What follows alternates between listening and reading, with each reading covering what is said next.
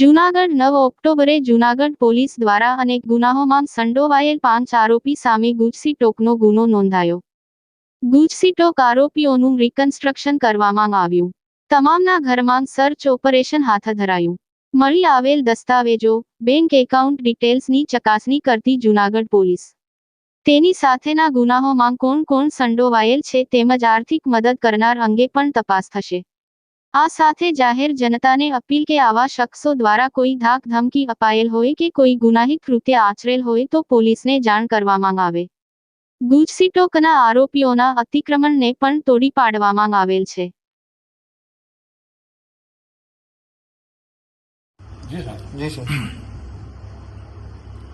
ગઈ તારીખ 9 ઓક્ટોબરના રોજ જૂનાગઢ જિલ્લાના અલગ અલગ વિસ્તારમાં ગુનાઓ આચરતા અને ઓર્ગેનાઇઝ ક્રાઇમ સિન્ડિકેટ તરીકે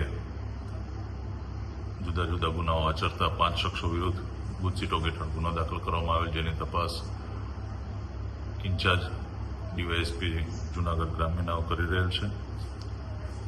આ તપાસના ભાગરૂપે જ ડીવાયએસપી શ્રી દ્વારા અલગ અલગ ટીમો બનાવી અને આ જે આરોપીઓ છે, આરોપીના રહેઠાણ, અન્ય તમામ જગ્યાએ સર્ચની કામગીરી કરવામાં આવે.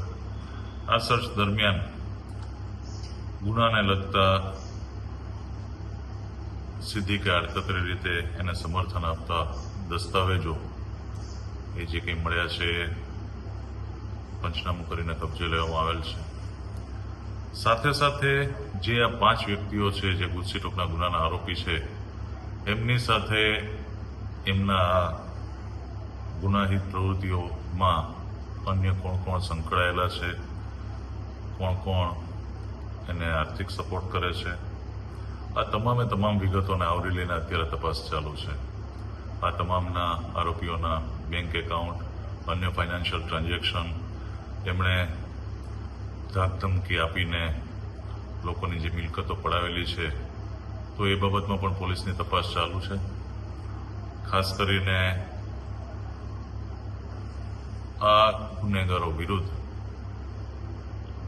પ્રજાજનોને પણ એક અપીલ છે કે ક્યાંય એમની સાથે આ લોકોએ ધાકધમકી કે આ તે કરીને મિલકત પડાવી હોય અથવા તો અન્ય કોઈ રીતના એમને હેરાન કરેલા હોય તો નિર્ભય થઈને પોલીસ પાસે આવે. પોલીસ એમની સાથે રહેશે અને જે કંઈ એમની રજૂઆત છે એ આધારે પૂરેપૂરી કાયદેસર કાર્યવાહી કરશે.